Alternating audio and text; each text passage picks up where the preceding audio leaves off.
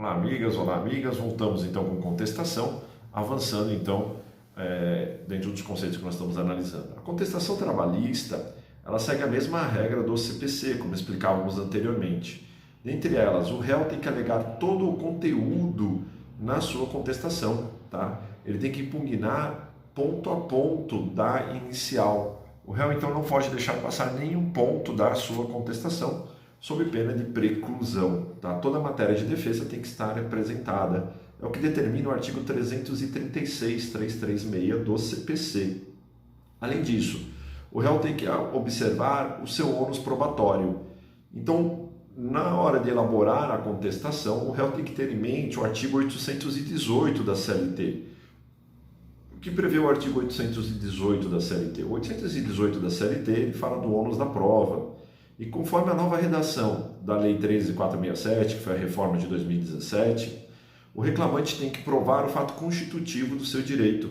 E o réu, olha que interessante, o inciso 2 do 818, o réu ele tem que provar o fato impeditivo, modificativo e extintivo do direito do reclamante. Então, modificativo, extintivo e impeditivo do direito do reclamante. Então, o réu tem esse ônus probatório e ele deve analisar, quando ele for construir a sua contestação, essa questão do ônus probatório. Tá? Interessante observar que o parágrafo 1º do 818 da CLT, ele cria a hipótese de inversão do ônus da prova. Então, na própria contestação, em sendo o caso, se o réu for pedir inversão do ônus da prova por alguma temática, ele tem que pedir de forma clara e precisa. E além de fundamentar no corpo da contestação, ele tem que renovar esse pedido de inversão do ônus da prova para o autor em sede de pedidos de contestação. Tá? Então, ao elaborar a sua contestação, o réu tem que observar o artigo 818 da CLT, que distribui o ônus da prova, impondo ao réu, então, a prova do fato impeditivo, modificativo e extintivo do direito do autor. Tá certo? Além disso, o réu, quando vai elaborar a sua petição de contestação, o réu tem que elaborar também a contestação observando as regras do artigo 330 e 337 do CPC. No 330, há a menção sobre os vícios que impactam na inépcia da inicial. Então, na contestação em sede de preliminar, o réu tem que ficar atento para saber se a inicial não é inepta. E aí vale uma dica profissional prática. Quando você receber uma inicial, a inicial tem que responder perguntas básicas, como, por exemplo, o que, quando, como, quem, de que forma, por quê. Se a inicial responder essas perguntas básicas, ela não vai ser inepta. Agora, se a inicial, após uma leitura atenta, não conseguir responder essas perguntas singelas, essa inicial será inepta. Tá? E aí os casos de inépcia da inicial, você tem justamente no artigo 330 do CPC. Como, por exemplo, quando faltar causa de pedir ou pedido, pedido indeterminado, a narração dos fatos não for lógica, ou pedidos incompatíveis entre si. E esses são casos de inépcia da inicial que estão lá no 330 do CPC. Tá? Além disso, o réu ele tem que alegar na contestação, eventualmente, ilegitimidade de parte, que o autor carece de interesse processual, que eventualmente não foram atendidos outros requisitos processuais. Então, isso são ônus que o réu tem para alegar na sua contestação. Tá?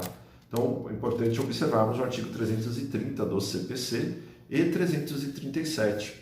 O 337 ele é de suma importância nesse momento de elaborar uma contestação.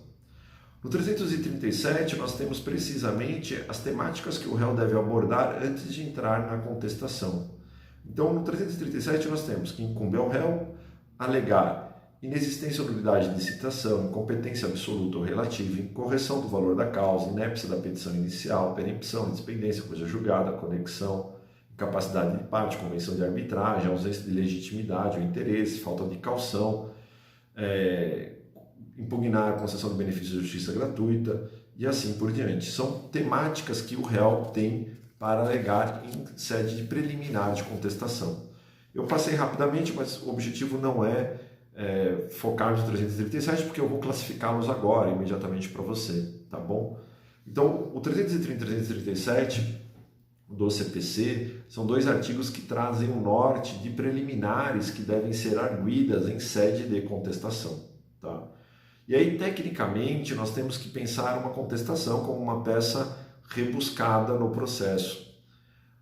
Muitos juízes reclamam que a contestação às vezes se torna excessiva devido à quantidade de páginas que nós escrevemos. Acontece que, ante a necessidade de impugnação específica e a regra de distribuição de ônus da prova, incumbe ao réu sim alegar e provar ponto a ponto da sua tese na contestação. É o único momento processual que ele tem ali para apresentar as razões. Então é melhor termos uma contestação que esgote as temáticas de forma precisa e clara, amarrando os fatos com os documentos, com as provas a serem produzidas, do que eventualmente uma contestação genérica, padrão e que gere lacunas e isso comprometa a tese do seu cliente. Tá? Então, contestação é sim uma peça difícil na prática de ser feita. Por quê? Lembre-se dessa expressão que eu vou lhe usar. A contestação ela deve esmurrar, bater em ponto a ponto da petição inicial. Todos os pontos alegados na petição inicial têm que estar rebatidos na contestação. E aí uma outra dica prática que eu te dou. Como fazer isso? Você recebe então uma petição inicial que tem lá, exemplo, 15 páginas de petição inicial. Minha sugestão, pegue uma caneta e vá ticando ponto a ponto da petição inicial, tese a tese, desde o início até o término dos pedidos, para verificar se você rebateu todos os pontos da inicial e se você abordou e contestou todos os pontos necessários e se arguiu todas as preliminares também. Tá? Então é como se fosse um checklist, sempre parágrafo a parágrafo da inicial para verificar se sua contestação contempla todos. Tá? Lembre-se, é o ônus da parte, impugnar fato a fato, ponto a ponto da inicial. Tá bom? Vamos lá então, vamos falar da estrutura da contestação. A contestação trabalhista, na prática e na teoria, ela segue esse padrão que eu vou lhe passar, tá? Sem muitas exceções. Então, o primeiro ponto da contestação trabalhista é nós construirmos justamente o endereçamento. Em regra, você tem um endereçamento, porque a petição inicial já foi distribuída e você sabe quem é o juízo competente para processar e julgar aquela causa. Então, você faz a contestação encaminhando-a ao juízo. Exemplo, excelentíssimo senhor doutor juiz do trabalho da X vara do trabalho da capital São Paulo. Esse é um exemplo de como redigir a peça de endereçamento, a frase de endereçamento na peça da contestação. Tá? Pula as 10 linhas, que é a praxe, e começamos então a qualificação do réu. O seu cliente, o réu, tem que estar qualificado como reclamada, e ele vai ser qualificado como, se ele for empresa, os requisitos no provimento do TST, e se o réu for a reclamada pessoa física, também tem que ter os requisitos no TST, tá? Que a gente já teve a oportunidade em outro vídeo de esclarecer. E aí, da outra parte, basta mencionar na ação que lhe move o reclamante, é o nome do reclamante, com fulcro no artigo 847 da CLT, fulcro no artigo 847 da CLT, vem apresentar é o verbo correto, a sua contestação, pelas razões de fato de direito a seguir aduzidas. E ali, então, com uma rápida qualificação em frase introdutória, você tem aí cumprido esse requisito da petição. E imediatamente, então, nós passamos o quê? Nós passamos a próxima etapa, que alguns colegas colocam como fatos. O que são fatos de uma contestação? É o resumo da petição inicial na contestação. Eu, Arão, particularmente, me oriento uma linha mais técnica processual de passar a analisar as preliminares antes dos fatos. Tá? E as preliminares, então, que é o terceiro grupo, são preliminares de conteúdo totalmente técnico processual. E aí eu separo as preliminares em 3 grupos e depois entra a prejudicial de mérito. Tá? Então, qual é o primeiro grupo de preliminares que nós vamos arguir? Então, minha sugestão, coloque, exemplo, preliminarmente ou das preliminares, e aí passamos, então, a verificar a ocorrência de algum desses grupos ou de alguma dessas preliminares. Certo? O primeiro grupo é o grupo de preliminares de exceção, que devem ser feitas na mesma peça, exceto uma delas que eu já explico para vocês. Tá? Então, o que são exceções? Nós temos a exceção de suspeição, exceção de impedimento, exceção de incompetência absoluta, exceção de incompetência relativa e extinção do litisconsórcio. Dessas 5 que eu te mencionei, 4 devem ser feitas em preliminares. Repito, As 4 que devem estar em preliminar de contestação são exceção de suspeição, exceção de impedimento, exceção de incompetência absoluta e exceção de extinção de litisconsórcio. Essas 4 têm que ser arguidas em preliminar. Agora, a extinção do feito ou a remessa por incompetência relativa do juízo deve observar a regra do artigo 800 da CLT. O que prevê o artigo 800 da CLT? O artigo 800 da CLT prevê que, uma vez que a empresa foi citada, ela tem 5 dias para apresentar a exceção de incompetência ao juízo, indicando qual é o juízo competente correto e para que esse juízo analise então a remessa ou não do feito a esse juízo competente. Tá? Então, a exceção de competência relativa tem que analisar o artigo 800 da CLT, que foi inserido pela reforma trabalhista. Tá? Se você vai prestar algum exame, como por exemplo OAB ou concurso público, muita atenção ao artigo 800 da CLT. Há uma demanda significativa dos concursos pelo artigo 800 da CLT. Tá bom? Além desse grupo de preliminares, que são as exceções, um segundo grupo de preliminares são as condições da ação. Dentro do grupo de condições da ação, nós temos a ilegitimidade para ser parte no processo, e interesse de agir. A ilegitimidade para ser parte no processo, ser parte na ação, a legitimidade para ser parte na ação, tá, gente? Desculpe, acho que eu falei processo, me desculpe. Legitimidade para ser parte na ação, ela tem que observar ainda os artigos 338 e 339 do CPC. Vamos lá, o que é legitimidade para ser parte na ação? Você tem que verificar se a parte contra a qual você está demandando é realmente a titular daquele direito ou foi ela que lesou o seu direito. Então, nessa condição da ação, a ilegitimidade de parte significa você analisar detalhadamente se há ou não relação da parte contrária, ou mesmo do seu cliente, com o direito material envolvido. Tá? Então tem que analisar se a parte é titular para ingressar com a ação, se é titular para pleitear aquele direito. Isso é o que dá a legitimidade para a ação. Tá? Se inexistir essa legitimidade, haverá então inexistência de condição da ação e legitimidade ad parte. Tá? Então o réu, quando vai alegar, ele vai justamente alegar em preliminar de contestação, dizendo, olha, o meu cliente não é parte legítima, o meu cliente não participou da relação jurídica, relação jurídica originária, meu cliente desconhece a parte, meu cliente é homônimo e assim por diante.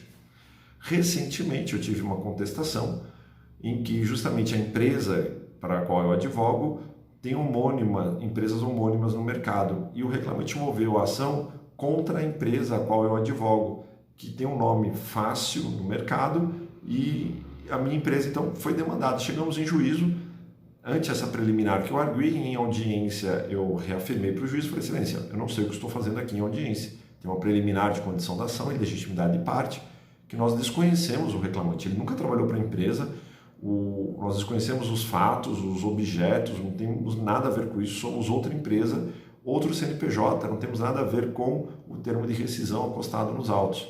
E o juiz, então, analisando a preliminar ali em audiência, ele realmente acolheu e disse para o reclamante, olha, realmente essa empresa que está aqui não é a empresa legítima, o senhor que demande contra a empresa legítima. E aí nos excluiu imediatamente do processo e abriu prazo para o reclamante emendar a inicial, tá? Que é uma alternativa ante o princípio da celeridade, economia processual. Mas a nossa preliminar foi acolhida, ou seja, nós não tínhamos legitimidade para tutelar e brigar pelo direito material que estava em discussão, certo? E aí, observando o 338 e 339 do CPC. O 338 e 339 do CPC, eles vão falar justamente da tese de que se você alegar que você é parte ilegítima, você tem que indicar quem é a parte legítima. Tá? Então, se você alegar eu sou ilegítimo para estar nessa ação, quem é a parte legítima? Você tem que indicar ao juízo, tá bom? E eu mencionei para vocês que dentro da condição da ação nós temos a ausência do interesse de agir. O interesse de agir sempre é analisado sob a base daquele trinômio, necessidade, adequação e utilidade. A ação era necessária, a ação era útil, a ação era adequada, então necessidade, adequação e utilidade. Se a ação for necessária, útil e adequada, ótimo, preencheu a condição da ação. Se não for, não tem condição da ação, certo? E aí eu vou dar um exemplo para você. às vezes a empresa move uma ação de consignação devido ao abandono de emprego. Acontece que quando a empresa move a ação, às vezes o trabalhador já moveu uma ação pedindo rescisão indireta. Então o trabalhador, na verdade, ele não está ali abandonando o emprego, ele está com uma rescisão indireta por algum motivo e a empresa consigna o pagamento. Quando a empresa consigna o pagamento, a consignatória em si, para dizer houve abandono de emprego, ela não tem necessidade porque já há uma ação anterior distribuída para discutir se há ou não rescisão indireta. Então, nesses casos, os processos são conexos e o juízo se torna prevento, tá, para analisar uma situação dessa. Então, nesse caso, a ação consignatória, ela perde a condição da ação, tá? E aí ela não tem mais necessidade de existir. E aí, perdendo a condição da ação por falta de interesse, o juiz julga a ação de rescisão indireta e, ao ele julgar a ação de rescisão indireta, ele analisa como tese defensiva justamente se houve ou não a justa causa por abandono de emprego, se o abandono de emprego está ou não caracterizado. Tá? E se tiver, as verbas já estão ali depositadas, não há que se falar em multa alguma. Tá? Além disso, nós temos um outro grupo de preliminares, que são os pressupostos processuais. E aí, olha que interessante, o primeiro grupo, então, nós temos as exceções, que vai falar do juízo. Um segundo grupo que fala da ação e um terceiro grupo que fala do processo. Então, o primeiro grupo, juízo, o segundo grupo, ação, o terceiro grupo, processo. Tá? Quando nós falamos de pressupostos processuais, são pressupostos processuais. Aí eu vou falar a lista para vocês. Inexistência ou nulidade de citação, é uma questão totalmente processual, existe ou não existe citação, a citação é válida ou é nula. A coisa julgada, material ou formal, que futuramente a gente volta a falar de coisa julgada na área trabalhista, tem muita coisa para falar, então a gente deixa para falar mais para frente. A perempção, o que é perempção? No cível, a perempção está no artigo 486, parágrafo 3º, 486, parágrafo 3º. E na CLT, a perempção está no artigo 732 da CLT, que ocorre quando o processo é arquivado por 2 vezes por ausência do reclamante. Da segunda para a terceira vez, tem que esperar 6 meses. Esses 6 meses que tem que se esperar para distribuir a ação é uma sanção processual. Então, perempção é uma sanção processual por não observar a regra do processo, que está no artigo 732. Tá? Então, perempção, se ocorreu 2 vezes a distribuição e o reclamante distribuiu a terceira vez sem esperar e sem ter regra de 6 meses, o artigo 732 determina que seja arguida a perempção. Tá? Além disso, outra preliminar processual, a litispendência. Além disso, continência e conexão. Outra, ilegitimidade para o processo. Então, ilegitimidade para o processo significa a parte que está ali não poderia representar o titular do direito. Então, por exemplo, quando nós temos um condomínio, o condomínio tem que ser representado pelo síndico. Será que o síndico tem legitimidade ou não para figurar na ação? É isso que a gente tem que verificar. Vai que o mandato dele está vencido, vai que eventualmente não fez prova, eventualmente o menor tem que estar representado pelo seu genitor, se o menor não estiver, o que ocorre? Então, legitimidade ou ilegitimidade de processo. Tá? Temos a inépcia da inicial, que eu mencionei anteriormente, artigo 330 do CPC, incorreção do valor da causa, quando o valor da causa está errado, há necessidade de arguir preliminar. Impugnar a justiça gratuita, também tem que haver impugnação na contestação. Se existe convenção de arbitragem entre as partes, tem que ser arguida em preliminar. E ausência de caução, se a lei exigir. Tá? A questão da convenção de arbitragem, ela vale para as lides coletivas trabalhistas. Na lide individual, dificilmente você vai ter convenção de arbitragem, e quando tem, geralmente são para trabalhadores que ganham mais do que 2 vezes o teto da Previdência e tem um contrato ali prevendo a convenção de arbitragem. Tá? Mas sempre com muita cautela, a arbitragem nos direitos individuais trabalhistas é sempre muito difícil de ser aplicada, tá? Porque geralmente inibe o acesso à justiça. E o TST e o STF já têm teses firmadas nesse sentido. Tá?